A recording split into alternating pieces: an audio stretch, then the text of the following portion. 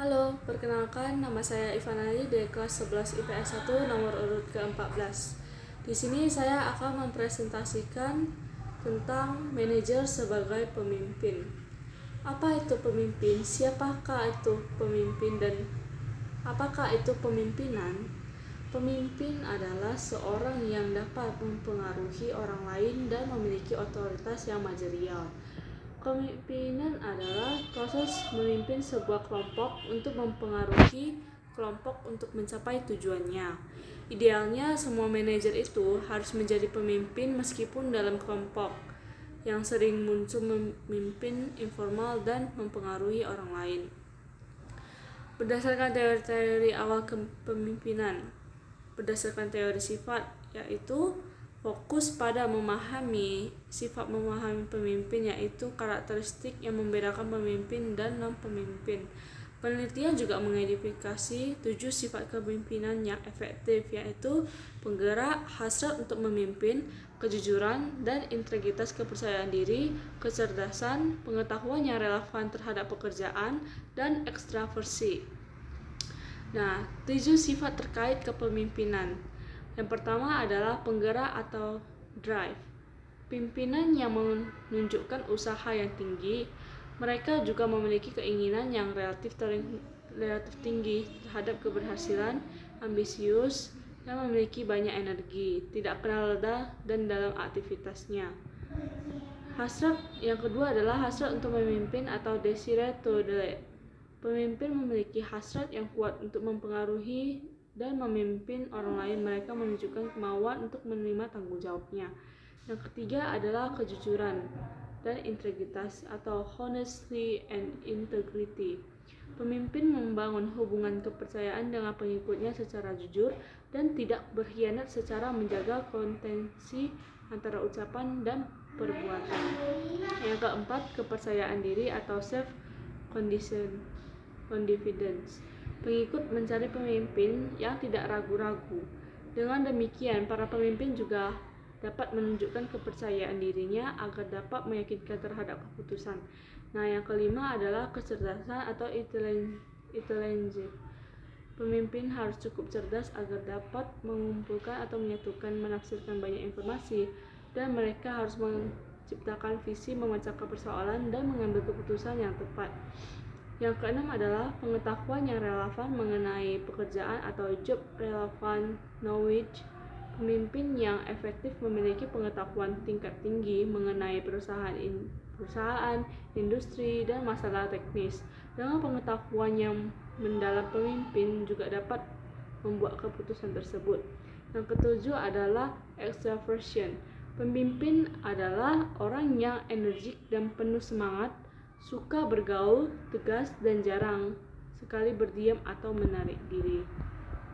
Nah, apa itu sih motivasi? Nah, di sini motivasi adalah proses yang menjelaskan intensitas, arah, dan ketekunan seseorang individu untuk mencapai tujuannya. 3 elemen dalam definisi ini diantaranya adalah intensitas, arah, dan ketekunan. Apa sih itu fungsi motivasi? Sebagai penggerak, artinya menggerakkan tingkah laku seseorang. Sebesar kecilnya motivasi akan menentukan cepat atau lambatnya suatu pekerjaan, mendorong timbul tingkah laku atau perbuatan. Bagaimana dengan organisasi? Apa itu organisasi? Organisasi adalah sekumpulan orang yang mempunyai tujuan yang sama dan bekerja sama dalam suatu struktur kerja. Organisasi memerlukan anggota dan juga anggota organisasi. Anggota memandang organisasi sebagai sarana untuk mencapai tujuannya, sedangkan organisasi membutuhkan anggota untuk mencapai tujuan organisasinya. Kemampuan manajer untuk meningkatkan motivasi kerja. Nah, peran manajer ini dalam meningkatkan motivasi kerja karyawan juga merupakan tanggung jawab moral manajer dengan kemampuan memotivasi dirinya sendiri dan orang lain juga. Hal ini sebagai wujud kompetisi diri dan keberhasilan manajer melaksanakan tugas dan tanggung jawabnya. Manajer dalam hal ini juga harus mampu melihat dan memahami bahwa motivasi sebagai suatu sistem yang mencakup sistem sifat-sifat individual pekerjaan, situasi kerja, dan memahami hubungan antara intensif, motivasi, dan produktivitas kerja. Bagaimana sih cara motivasi suatu organisasi? Yaitu dengan membangun hubungan dengan anggota tim. Bukan berarti seorang pemimpin itu harus menjadi salah satu teman untuk pergi akhir pekan. Nah, yang kedua, maksud yang di sini adalah Anda ingin memotivasi anggota tim untuk melakukan yang terbaik. Anda harus meluangkan waktu untuk mengenal tim Anda secara pribadi. Caranya adalah dengan cara berbicara secara individu, mengajukan pertanyaan, dan membiarkan mereka mengetahui bahwa Anda adalah pemimpin yang bisa didekati. Pertama, perlakukan mereka itu dengan baik. Anggota tim itu perlu mengetahui bahwa Anda itu menganggap mereka itu berharga berada dalam tim. Caranya, Anda bisa pergi bawa dia ke kedai kopi lokal atau memberikan mereka itu minuman, atau bisa juga mengajak mereka makan siang ya. Yang kedua, untuk menetapkan tujuan yang tinggi namun dapat dicapai. Anggota tim merasa sulit jika mereka melihat tujuan yang tetap berada di luar jangkauan. Sebagai seorang pemimpin, Anda bisa menetapkan tujuan yang tinggi, namun jangan sampai tujuan tersebut tidak masuk akal dan membuat banyak orang yang menyerah saat mengetahuinya. Yang ketiga adalah membuat kontes dengan hadiah. Setiap orang pasti menyukai intensif atau hal apapun yang bermanfaat bagi mereka. Sebelum ada yang memberi hadiah, pentingnya untuk mengetahui apa yang berharga dan sangat diinginkan oleh para karyawan. Misalnya, ada yang menawarkan tambahan 1 jam istirahat untuk karyawan, mendapatkan 1 hari libur tambahan, atau yang lainnya ya. Yang keempat adalah menjadi bagian tim. Kesalahan umum dan dilakukan oleh seorang pemimpin adalah mereka itu merasa posisi yang didapatkan membuat mereka itu tidak layak dalam anggota tim lain.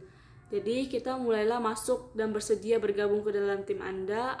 Tidak ada salahnya untuk ikut melakukan tugas-tugas yang ada di dalam perusahaan. Karyawan yang termotivasi memiliki produktivitas yang jauh lebih meningkat, dan pada akhirnya mereka itu akan berdampak positif terhadap kinerja perusahaan secara keseluruhan.